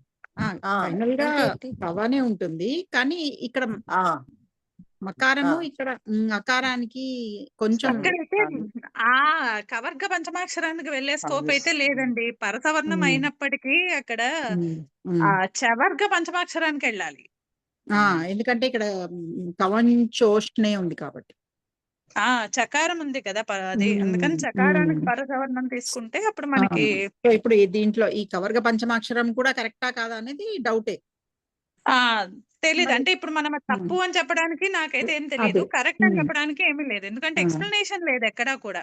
ఇక్కడ కూడా లేదు ఎక్స్ప్లెనేషన్. అదే మీరు చూసారా లేదా మీ దృష్టికి తీసుకొద్దామని చెప్పాను నేను, అంతే. అది కవంగానే నేను కూడా అనలేదు. కొంచెం అంబిగియస్ గా అనిపించింది. కాకపోతే అక్కడ భ్రమర గారు అన్నట్టు మనకి అక్కడ మకారం ఉన్న అని ఎస్ వాస గారు చెప్తున్నా మనకి ఫైనల్ గా కవానే వస్తుంది. కాకపోతే ఈ సూత్రం మరి ప్రవర్తన అంటే ఆ వర్డింగ్స్ మారిపోతాయి కదా. ఒక్క వాసు గారి దానిలోనే కవంగం ఉందండి. మిగిలిన అన్ని చోట్ల కవం అనే ఇచ్చారు. కవం అనే ఇచ్చారు పైన. బాలమనోరమలో పదమంజరిలో వాసు గారిది కూడా నేను ఇది గమనించలేదు. అంటే ఎంతసేపు సూత్రం లాగా చూస్తున్నా, కవం చ అని చూస్తున్నా గాని అక్కడ అనువృత్తితో కూడినటువంటి తీసుకున్నాం అనుకోండి, కవము క కూడా వచ్చేస్తుంది కదా. ఆదేశాలు రెండు కదా. కవము ఇంకోటి ఏమన్నారు? అవును, అండ్ కవం అని మీరు అన్నారు. అలా ఆయన కవంగా ఇచ్చినట్టున్నారు అంతే, ఆ కాతో పాటు కలిపి. అంటే తీసుకోండి, ఇంత కన్ఫ్యూషన్ కాదు గాని అక్కడ కవం అని ఏదర్ హలంత మకారమైనా తీసుకోండి లేదా అనుస్వారమైనా తీసుకోండి. అంటే అండి లక్ష్మీశత్ గారు అప్పుడు కవంగ క అని అన్నారు అంటే మీరు అప్పుడు గకారం వచ్చింది అనుస్వార స్థానంలో అనుకోవచ్చు కదండి. అందుకనే అనుస్వార స్థానంలోనే గకారం వచ్చింది. కానీ ఇక్కడ ఆదేశం కవంగ అని ఆదేశం చెప్పేశాము అంటే ఈ సూత్రము మనకి ఇలా రాదు వినిపించడం. ఎగ్జాక్ట్లీ అనుస్వారం కనిపించకూడదు మరి అప్పుడు సూత్రంలో, ఇంకా కనిపించాలి అంతే. ఆయన అన్నట్టు అక్కడ ఖచ్చితంగా ఇది ఇంతే, ఆదేశమే కవంగ అని చెప్తే. అలా కాదు, కేవలము అనుస్వారమే కా అన్నది పరంలో ఉంది కాబట్టి ఆ పరసవర్ణం వచ్చింది అంటే ఇది అని ఎలా ఉన్నా ఇన్ షార్ట్ అక్కడ కవం అది అనుస్వారం పెట్టుకోండి లేదా మకారం పెట్టుకోండి అంతే.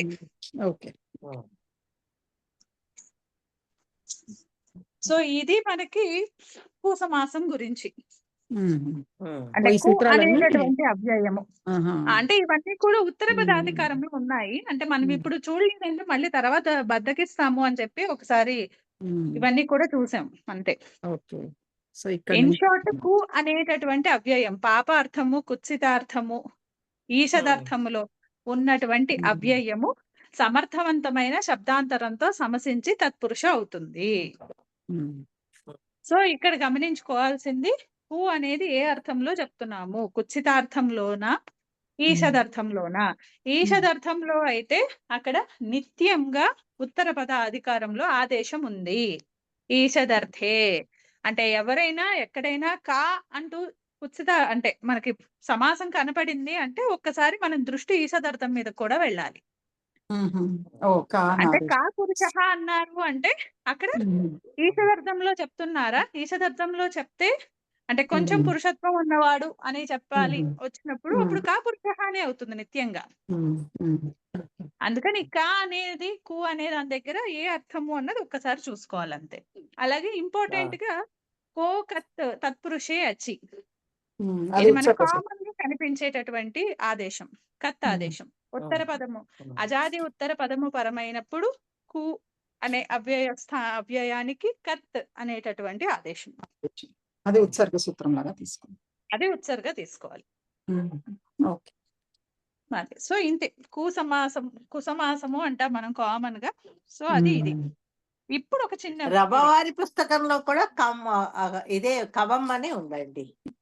అయితే అది టైప్ అయ్యాను. అది చూస్తున్నారు రబవారి పుస్తకంలో ఏమి ఇచ్చారని. అన్ని చోట్ల అదే ఉంది.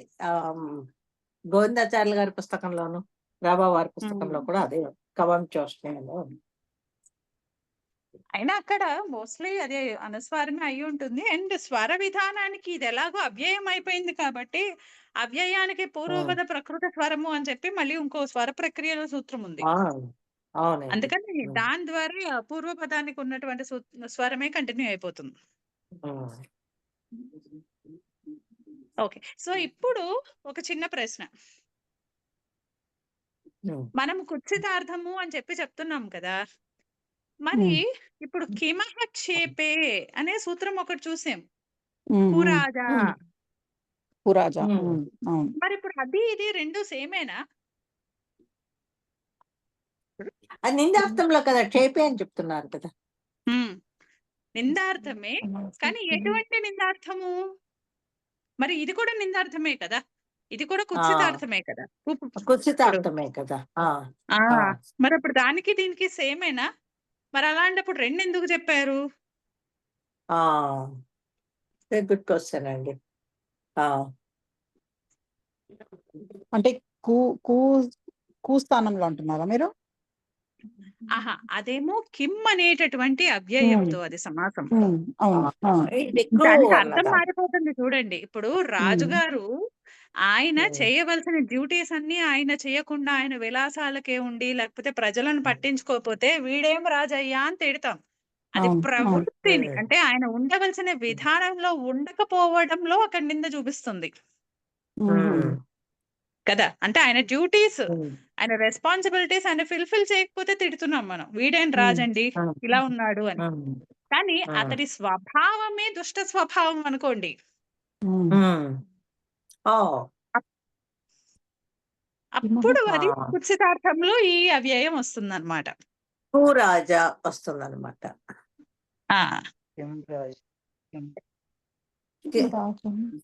ఏమన్నా శ్రీనివాసరావు గారు ఏదో అన్నారు. కుత్సిత రాజా కిం రాజా. అది రాజుది, అది కిమ్ అవ్యయంతో అది సమాసము కిమ్ అవ్యయంలో. అంటే ఏంటి, ఆ రాజుగారు చేయవలసినటువంటి తన ధర్మాలను తాను పాటించకపోవడంతో వీడేం రాజండి అని తిడుతున్నాం మనం. తిట్టడమే అక్కడ కూడా, కానీ తిట్టేది ఆయన ధర్మాలను ఆయన నిర్వర్తించట్లేదు అని తిడుతున్నాం. రాజ్య పరిపాలన ఏమిటి బాగా చేయట్లేదని హైలైట్ చేస్తున్నది అది. ఇక్కడ ఏంటంటే రాజా అంటే చెడ్డవాడు, రాజే చెడ్డవాడు. ఇక్కడ ప్రవృత్తిలోనే తిడతాం మనం.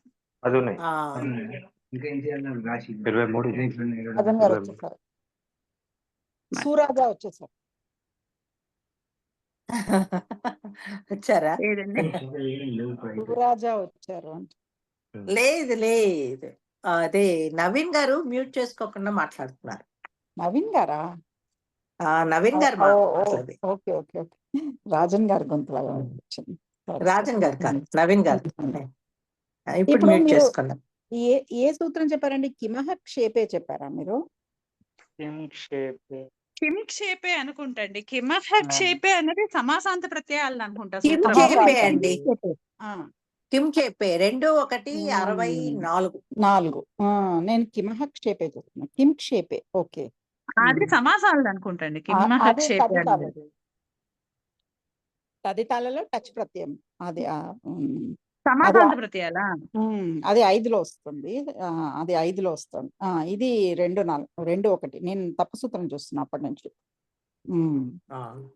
అంటే అది క్షేపు నింద అన్నది గమ్యమానం అవుతున్నప్పుడు చేపే అంటే ఆక్షేపణ అంటాం చూడండి, అదే అండి. ఆక్షేపించడం, నిందించడం.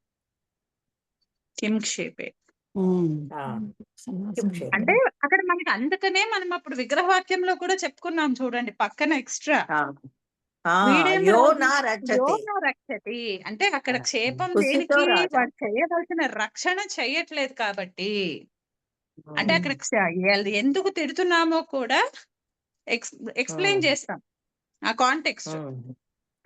కానీ ఇప్పుడు ఈ కుత్సితార్థం ఏంటంటే ఇది ప్రవృత్తి బేస్డ్. అంటే ఇతడు ఇప్పుడు కుబ్రాహ్మణ ఉంది అంటే వీడు బ్రాహ్మణుడు, అంటే బ్రాహ్మణుడు చేయవలసింది చేయట్లేదు, వీడలాంటి బ్రాహ్మణుడా అని కాదు, అతడే చెడ్డవాడు. స్వభావతః ఆ స్వభావం అన్నమాట ఇది ఇక్కడ చూపించేది. అక్కడేమో ఆ కిమ్ అనే అవ్యయంతో క్షేపే గమ్యమానం అవుతున్నప్పుడేమో అక్కడ గుణధర్మాల మీద ఏదో ఒక కాంటెక్స్ట్ చెప్పి, రీజన్ చెప్పి, ఇదిగో ఇలా చేస్తున్నావు కాబట్టి వీడేం రాజు, లేకపోతే ఇలా చేస్తున్నాడు కాబట్టి వీడేం బ్రాహ్మణుడు, అలా చెప్తాం అన్నమాట. ఎందుకంటే మనకి రూపాలు చూస్తే 2 ఒకలాగే వస్తాయి కదా. అక్కడ కూడా మనకి రూపాలు కాదు, అంటే లౌకిక విగ్రహవాక్యం ఒకటే వస్తుంది కదా. ఇప్పుడు కుత్సితః రాజా అని అంటాం, కానీ అక్కడేమో కిమ్ అనేటటువంటి అవ్యయం వస్తుంది, అందుకని కిమ్ రాజా అవుతుంది. ఇక్కడేమో చెడ్డవాడు అని చెప్పే ఉద్దేశంలో ఇక్కడేమో కు వస్తుంది. అంటే ఇక్కడ ఇంకొకటి కూడా మనం చూసుకోవాలి కదండి. ఈ అనువృత్తి అక్కడ కిమ్ చేపేలో సమానాధికరణేనా అన్నది అనువృత్తి కూడా వస్తోంది కదా. అంటే ఆ విషయంలో అనే అర్థం కదండి, ఒక పర్సన్ గురించి చెప్పడం కాదు కదా. ఏదండి అర్థం కాల? అది అనువృత్తిలో సమానాధికరణేనా అన్నది ఉందండి కిమ్ చేపేలో. అంటే ఇందాక మీరు ఎక్స్ప్లెయిన్ చేసిందే. క్షేపేలో ఉందా? కాకపోతే ఇక్కడ ఆ అనువృత్తితో ఇక్కడ పెద్ద ఉపయోగం అయితే లేదండి, ఎందుకంటే ఉపయోగం అయితే లేదు కదా. అవును, ఇప్పుడు ఆ కిమ్ ఏదో ద్రవ్య భాష అయింది అనుకోండి, అప్పుడు 2 వేరు వేరు అని అవుతాయి. కానీ అలా కాదు కదా, ఇక్కడ ఎలాగో ఇది అవ్యయమే కాబట్టి ఎప్పుడు చెప్పినా మనము ఆ రాజు గురించే మాట్లాడుతున్నాం అంతే. అంటే ఇక్కడ బాలమనోరమలో చూడండి, తత్ర గమ్మి కిమ్ కిమ్ ఇది అవ్యయం సమానాధికరణేన సమస్యతే సహ తత్పురుష ఇత్యర్థ. అది ఊరికే అంటే అనువృత్తిలో ఉంది కాబట్టి ఇచ్చారు కానీ అంటే అక్కడ వేరే అధికరణం ఉండే అవకాశం లేదు, అది అవ్యయం కాబట్టి. అది ఇంకోటి ఏదో ద్రవ్యాన్ని చూపించదు కదా. అవును కదా, అది అసలు ఏ ద్రవ్యాన్ని చూపించదు కిమ్ అనే అవ్యయం. రాజా అనేదేమో రాజునే చూపిస్తుంది. కానీ ఇక్కడ సమానాధికరణము అన్నది ఏంటంటే ఆల్రెడీ అనువృత్తి నడుస్తోంది అండ్ ఇంప్లైడ్ గా ఇప్పుడు కిమ్ అనేది అంతే జస్ట్. అంటే అదొక డిసైడింగ్ ఫ్యాక్టర్ కాదు మనకి ఆ కుత్సితార్థం డిఫైన్ చేయడంలో. కుత్సితార్థం సంబంధం లేదంటారు. ఇప్పుడు సమానాధికరణము అంటే అక్కడ ఏంటి అర్థము, ఆ 2 పదాల చేత కూడా ఒకటే తెలియబడాలి. అవునవును కదా. ఇప్పుడు ఇక్కడ ఎలాగో కిమ్ము చేత ఇక్కడ రాజని తెలియబడ్డు కదా, ఏం తెలియలేదు. కిమ్ము అవ్యయము కాబట్టి దాని చేత ఏ ద్రవ్యమో తెలియబడదు. అలాగే కుత్సితార్థంలో కు అనేది కూడా అవ్యయము, ఇక్కడ కూడా ఏ ద్రవ్యమో తెలియబడదు. అందుకని అది మనకి రెండిట్లోని డిసైడింగ్ ఫ్యాక్టర్ కాదు. కేవలము ఏ కాంటెక్స్ట్ లో వాడతామో ఆ కాంటెక్స్ట్ లో అవ్యయం మారుతుంది అంతే. కుత్సితః రాజా ఇది అవును, అక్కడ విగ్రహవాక్యం. కుత్సితః రాజా అనే విగ్రహవాక్యం ఉంటుంది. కానీ కుత్సితః రాజా. అలౌకికం వచ్చేసరికి కిమ్ అనేటటువంటి అవ్యయంతో సమసిస్తుంది. అంటే అక్కడ దుష్టరాజు అని చెప్పడము ఉద్దేశం కాదు. వీడు రక్షించని వాడు కాబట్టి వీడేం రాజు. తెలుగులో చెప్పాలంటే వీడేం రాజయ్యా అంటాం మనం. అదనమాట అర్థం అక్కడ. సో ఇక్కడ కూ స్థానంలో కిమ్ వస్తుంది మనకి. కూ స్థానంలో కిమ్ రావడం కాదండి. కుత్సితార్థంలో కిమ్, కుత్సితార్థంలో కిమ్ అనే అవ్యయం. సో అంటే అందుకని ఆ కుత్సితం అన్నది ఆ రాజ్య పాలన గురించి ఉంది, అంతేగాని రక్షణ పాలన ఏదైతే చెయ్యాలో అది చెయ్యట్లేదు అనే కుత్సితార్థంలో కిమ్ అన్న అవ్యయము అని చెప్పుకోవాలి కదండి. రాజు గురించి అంతే. కాదు. అంతే, రాజు అందుకనే గురించి రాజు వ్యక్తిపరంగా కాదు, రాజు ధర్మాలను పాటించట్లేదు అని చెప్పడం అంతే. ఓకే. అంటే ఇప్పుడు ఒక రాజు రెండింటికి తేడా ఉందండి. ఎంత తేడా ఉందండి. స్వభావం చెప్పట్లేదు ఇక్కడ, ఆయన పాలన విధానం గురించి చెప్తున్నారు. అదే కిమ్ రాజా యోన రక్షతి. అందుకని మనకి దీంతో సమాసం చేసినప్పుడు మాత్రం అంటే కిమ్ క్షేపే అనే సూత్రంలో మీరు ఒకసారి గోవింద ఆచార్యులు గారిది కానీ అట్లా ఎవరిది చూసినా సరే మీకు పక్కన ఇంకొక స్టేట్మెంట్ ఉంటుంది కంపల్సరీగా. ఇదేమి ఆవు అంటాము, పాలు ఇవ్వకపోతే అదేమావు అని మళ్ళీ ఇంకొకటి పక్కన ఉంటుంది ఖచ్చితంగా. యోన క్షీరం యహన క్షీరం దదాతి అని కానీ అట్లా ఏదో ఒకటి ఉంటుంది. అంటే ఆ నింద ఎందుకు నిందిస్తున్నామో చెప్తారు వాళ్ళు అక్కడ. కిమ్ గౌః యోన వహతి. ఓకే, అయితే వృషభాన్ని తీసుకున్నారు, ఆవుని తీసుకోలేదు, వృషభాన్ని తీసుకున్నారు. అది పోయకపోతే ఇంకా అది ఎందుకు ఇంకా. అంటే ఇప్పుడు ఆ భారాన్ని మోయకపోతే ఇప్పుడు ఆ కార్ట్ని తీసుకెళ్ళకపోయినా ఇప్పుడు ఎద్దులు అంటే మనకి వ్యవసాయంలోనే కదా. వ్యవసాయము అప్పుడు ఇక్కడ ఎడ్ల బళ్ళు కూడా ఉండేవి కదా. ట్రాన్స్పోర్టేషన్. సో అంటే ఇక్కడ ఏంటి, అది దాని ధర్మం. ఇప్పుడు వృషభ ధర్మం ఏంటి, ఇవన్నీ చెయ్యాలి, వ్యవసాయానికి సహాయం చేయాలి, అలాగే ఎడ్ల బండి అట్లా. సో వాటి యొక్క ధర్మాలను నిర్వర్తించలేనప్పుడు ఏ ధర్మాన్ని నిర్వర్తించట్లేదో అది చెప్పి కుత్సితార్థం చెప్తాం మనం. అంతేగాని ఇక్కడ కన్నింగ్ అని కాదు, కన్నింగ్ విక్కడు అని కాదు, కన్నింగ్ విక్కడు అని కాదు. అందుకనే మనకి ఇంగ్లీష్ లో మీకు హేటెడ్ అని ఇచ్చారు చూడండి. హేట్ గాని కన్నింగ్ కాదు, విక్కడు కాదు, హీఈస్ బ్యాడ్ అని చెప్పడానికి కూడా ఆ బ్యాడ్ కూడా మనం ఎందుకు అంటే అతని పర్సనాలిటీ వల్ల బ్యాడా, ఇప్పుడు ప్రజలను చూడట్లేదు కాబట్టి బ్యాడ్ అదనమాట. అంటే ఒక ఎక్స్ప్లెనేషన్ వాక్యం ఉంటుంది, సమర్థించే ఆ నింద తెలియజేసేటటువంటి వాక్యం ఉండాలి కంపల్సరీగా. అదే డిఫరెన్స్. ఓకే, మా డేటాలో కూడా బానే ఉంది. I could participate. సో ఇవాళ కొద్దిగా తో గడిచిపోయింది. సో రేపు గతి, రేపు మోస్ట్లీ గతి ప్రాతులు రెండు అవ్వచ్చు, లేకపోతే కొంచెం స్లోగా వెళ్దాము అంటే గతి చూసుకుని అప్పుడు ప్రాతులకు వెళ్దాం. అంటే ఇక్కడ చూడండి, కుగతి ప్రాదయ అన్న సూత్రం నుంచి ఈ గతిష్ట అన్నది అనువర్తిస్తుంది అని చూశారు. ఇది అనువర్తమాని అని ఇచ్చారు. అదేంటది ఎక్కడండి, ఏ సూత్రము? అంటే ముందు రాబోయే ఇది కుగతి ప్రాదయ సూత్రంలోను గోవిందాచార్యుల గారి పుస్తకంలో ఇంకా ముందు సూత్రాలకి గతిష్ట మాత్రమే అనువర్తిస్తుందని చెప్పేసి ఇచ్చారు. అది అంటే అన్న సూత్రము అనువర్తిస్తుంది. గతి అనే శబ్దం ఏదైతే మనకి ఇక్కడ ఉందో, గతిష్ట సూత్రంలో ఏదైతే చెప్తున్నారో ఆ గతి సంజ్ఞ అని చెప్పడం వాళ్ళ ఉద్దేశం. అలా కాదు, అంటే ఇప్పుడు సిద్ధాంత కౌముది ఆర్డరే డిఫరెంట్ కదండి. సో అందుకని ఇక్కడ గతిష్ట అది అంటే ఇప్పుడు మనకి గతిష్ట ఏం చెప్తుందండి, క్రియాయోగం, కేవలం క్రియాయోగంలో కాబట్టి ఇక్కడ క్రియాయోగం ఉన్నప్పుడే ఈ గతి సమాసం జరుగుతుంది. ఆ క్రియాయోగం లేనప్పుడు అండ్ గతి సమాసము అదే కాదు. అంటే ఒక ప్రాదులకి మా క్రియాయోగం ఉన్నప్పుడు ఉపసర్గ అన్నది వస్తుంది, గతిశ్చ అన్నది తర్వాత దాని పరసూత్రం గతి అన్న సంజ్ఞ కూడా వస్తుంది అన్నది. ఇది సిద్ధాంత కౌముది కదా, ఇక్కడ వీళ్ళ ఆర్డర్లు డిఫరెంట్ గా ఉంటుంది. ఉమ్. ప్రాదిగణల శబ్దాలకి క్రియాయోగం ఉన్నప్పుడు అందుకని అక్కడి నుంచి ఉన్నటువంటి ఇంకా తర్వాత గతి ఆ, సంఖ్య మొత్తం 18 19 సూత్రాలు ఉంటాయి. అన్ని ఆ, సూత్రాలలోకి ఈ క్రియాయోగము ఈ గతిశ్చ అన్నది సూత్రం ఆ. మొత్తం అనువృత్తిలోకి వెళ్ళిపోతుంది. యా, అంటే ఇక్కడ గతిశ్చ చూడండి అన్న సూత్రం 761 కుగతి ప్రాదయ అన్నది సూత్రము, 762 వచ్చి ఊర్యాది అదే అర్థమైంది. శ్రీడా అందుకని ఇక్కడ అది గజ. నాకు అదే ఇక్కడికి ఇది అనువర్తించడం ఏంటో అనుకున్నా. కానీ అక్కడ వాళ్ళు మీరు గతి మీ సంఖ్యను చెప్పుకుంటూ ప్రశ్న వెళ్తున్నారు అడిగాక మళ్ళీ. నాకు అర్థమైంది. ఆ, మిమ్మల్ని ఇది కూడా ప్రశ్న గతి సంఖ్య అడగగానే చెప్పే నాకు సూత్రం. ఆన్సర్ వచ్చేస్తుంది.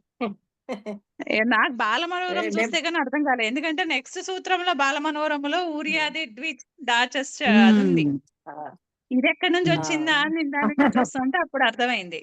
ఓకే, ఇక్కడ గతి అని పేరు ఆ, వచ్చింది కాబట్టి ఇప్పుడు గతి సంజ్ఞ ఉన్న ఆ మొత్తం 19 సూత్రాలు ఇక్కడ వరుసగా చెప్తారు ఇప్పుడు. అంతే అంతే. అవునండి, అవునండి. ఉమ్. అదే మిమ్మల్ని ప్రశ్న అడగగానే నాకు ఆన్సర్ వచ్చేస్తుంది.